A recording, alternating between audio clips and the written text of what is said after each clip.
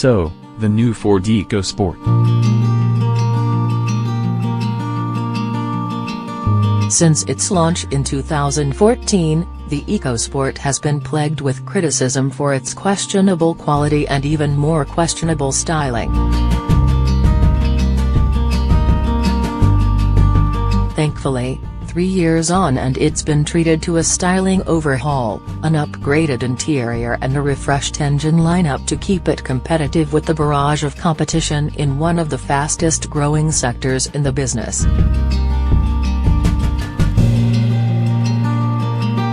Is it enough, though?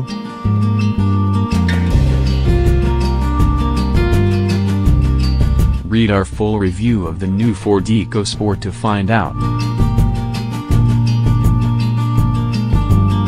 The new Ford EcoSport's higher than normal ride height means it looks like a ruggeding up for anything kind of small SUV. Luckily, Ford has tweaked the basking shark nose of the old EcoSport with one that falls better in line with its other SUV models. The new Ford EcoSport certainly looks more cohesive than before, and ST-line models with contrasting body and roof colors are suitably striking, but then so are the Renault Capture.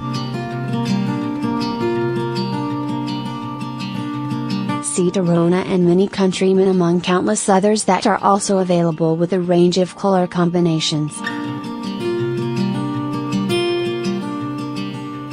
And while the EcoSport now looks a bit easier on the eye, the proportions are still a little awkward to these eyes. It still looks a bit too tall, a bit too narrow and a bit too boxy at the back, but there's no denying the changes made to the exterior styling have improved the look of the car overall.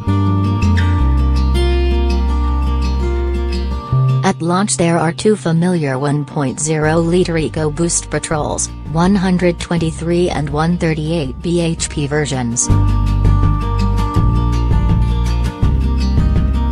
And a 99 bhp 1.5-liter TSI diesel. Joining the range later in 2018 are a 99 bhp EcoBoost and this new 1.5-liter EcoBlue diesel with 123 bhp and Ford's intelligent AWD system. It's only expected to account for a small proportion of EcoSport sales, but it's a new engine and we thought it would be rude to not give it a go. Initial impressions are positive. It's a free-roving unit with enough shove to keep up with fast-moving traffic and for belting it up hills, after a down change or two, due to a chunky 221 pounds-foot of torque. In fact, it's the fastest EcoSport from 0 to 62 miles per hour with a time of 10.9 seconds. Okay, that's not particularly rapid, but it feels eager to get going and it doesn't get too rowdy unless you really push it hard, and we can't imagine many EcoSport owners will be doing that. That venerable EcoBoost remains the go-to choice in the EcoSport lineup. It spins up freely and has decent punch considering its diminutive capacity.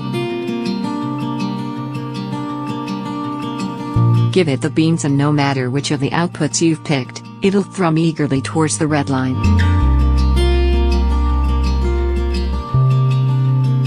This motor is one that lends the EcoSport some much-needed character, and it's far more compelling than a small diesel for anything other than covering mega motorway miles, in which case you've bought the wrong car anyway. No wonder Ford expects to sell comparatively few DERV EcoSports. We've had a chance to try the Auto 2, a 6-ratio/box with paddle shifters for manual control. It's fine, if you like that sort of thing, with smooth shifts and not a huge amount of lag on throttle inputs. but we much prefer the sweet shift action and control weights Ford does so well in its manual cars.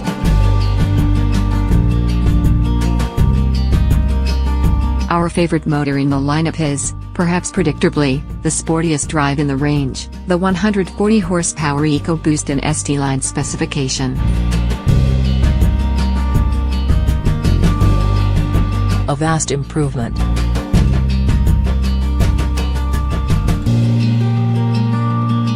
The old EcoSport's Fiesta-derived interior felt dated and brittle, and was possibly one of the most disappointing things about it.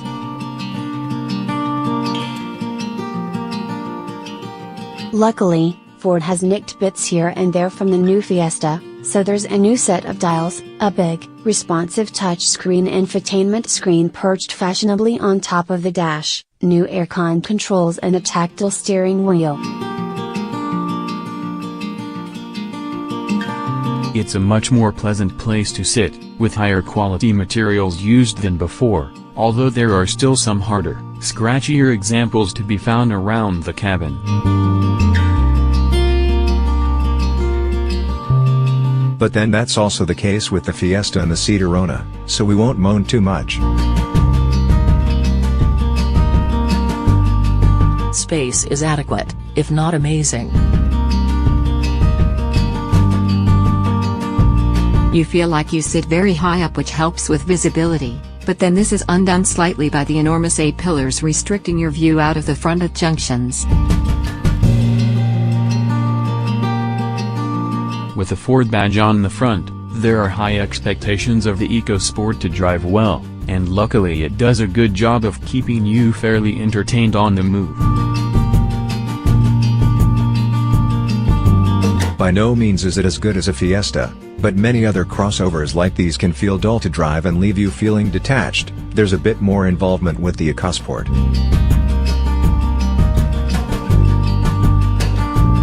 The steering is quick and direct with a decent amount of feel, and grip in the bends is also fairly impressive. We didn't drive hard enough to feel the AWD system come to the fore, but those with active lifestyles who surf, ski, hike, cycle and run all in one day might make more use of it than most.